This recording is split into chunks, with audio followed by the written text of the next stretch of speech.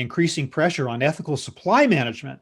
Topic of my discussion today with Bill Michels, Vice President of Operations with CIPS Americas, and Alessandra Tassini-Negri, Senior Director of Strategic Sourcing and Procurement with Dun Bradstreet D&B. Hello, Bill. Hey, how are you? I'm good, and hello, Alex. Hello, everyone. So let me start with a question for you, Bill. Just kind of give me a general sense of where we are on the question of ethical supply management today. What form is the pressure taking today? Where are the biggest problem areas?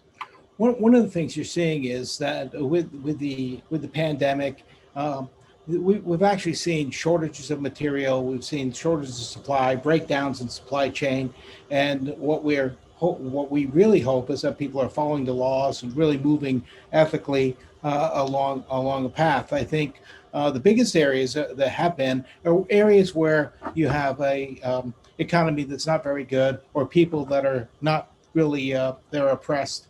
You can see some forced labor and some areas like that. In some of the automated as P2P systems, you can see some fraud coming in, lots of fraud from different places all over the place because the automation is taking over, and there aren't the controls in place that you would think there would be. So we've got lots of political instability, economic instability. So wherever we see that, we have it. Again, technology is another issue we care about, and we care about the environment. So all those areas are areas of risk for the company, and the company could be exposed to significant risks if they haven't trained or developed their team in ethics. Yeah, so in other words, everywhere. And geographically too, I mean, is that dispersed around the world based on the criteria that you just described, or are there particular hotspots that we ought to be seeing? It's a hotspot for bribery and fraud, where you don't have the kinds of laws, or it's culturally acceptable to operate in those areas. And there it takes a massive amount of education and communication to your supply base to kind of make sure that they're aligned with your policies, and some audit capabilities to make sure that they're following the policies. I see. So Alex, how can procurement professionals address the problem effectively today? Be very vigilant. Make sure that you're agile, make sure that you're looking at your supply chain, you're actually monitoring your relationships, you're doing your risk assessments appropriately, and you're using your data and your analytics to really drive the information, inform you on what the potential risks are, so that you can mitigate any potential disruptions within the supply chain, right? Because you're there to make sure that the business runs smoothly. And ultimately, any disruptions that occur will impact revenue. So I think those are the top three things that everybody should be watching for from a sourcing and procurement perspective. The other piece of this that's really important is making sure that you're doing business with ethical companies, right? So as you're going through your initial assessment, making sure that those companies are ethical as well. D&B in particular holds itself to a very, very high standard. Yeah. Obviously, we provide product solutions, and we've been in business for approximately 180 years so far, and it's built on trust. And ultimately, being able to do that means that we truly have to be an ethical organization and ask the same of the companies that we do business with. So taking a look at environmental, at social, at governance, all the different aspects that you really need to understand about who you're partnering with is critical to really being successful going forward. Everything you just described to me kind of comes down to the same word, and that is visibility. How do we acquire that visibility of supplier behavior? It can't be easy. Alex, what do you think? I think it depends on the organization, but ultimately I say the same thing. It's really about leveraging your data and your insights, right? Utilizing that, making sure that you have appropriate technology in place and you have the talent that's necessary to execute as needed. So taking a look at that visibility that you just mentioned, having an ERP as an example so that you can pull the appropriate reporting, understand where you are in the particular relationship, leverage that relationship even further, or even looking at the opportunity of decentralizing certain aspects so that you can minimize the disruption is really important. But the only way you're going to do that is by getting that visibility. And the only way to get at it is to get at your data. Bill, what's your take on the issue of visibility? Alex makes a very interesting point. I think that education of your team and the supply base are both critical. And I think the thing that really goes without saying is the most important job that any sourcing professional can have is to pick the right supplier. Because when they pick that supplier, they're architecting the whole supply chain.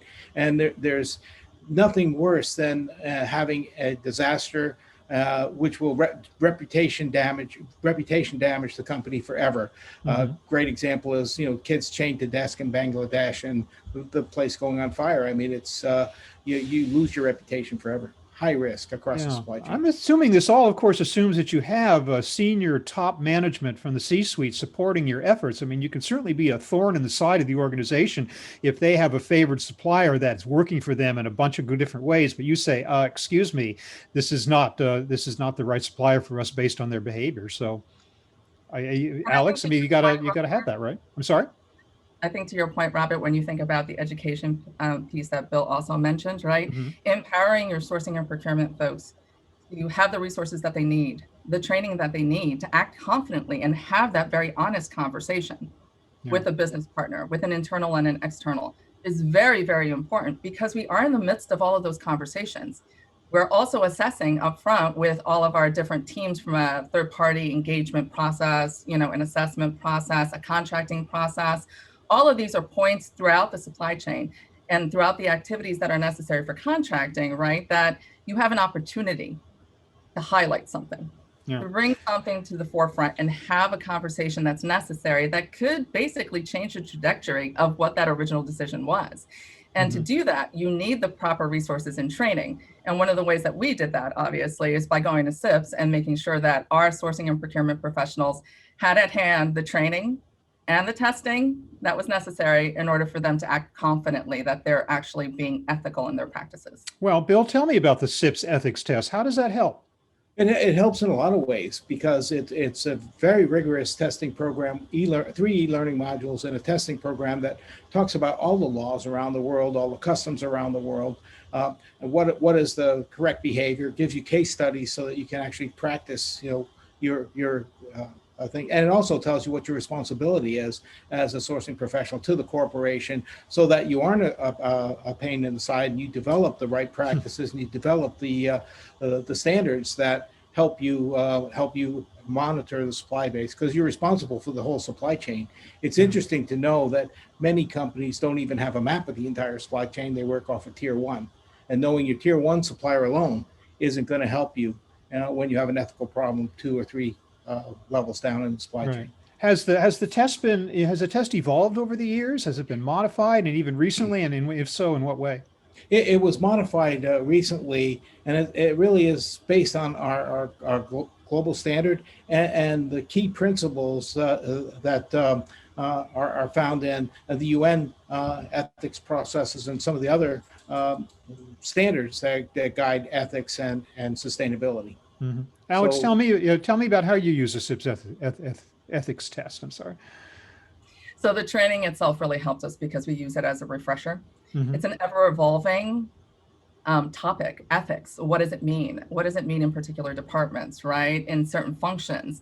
The company sets the stage for what they expect to be ethical in our continual practices. And obviously for D&B being a 180-year-old company, for data insights, this is top of mind for us and core to our DNA.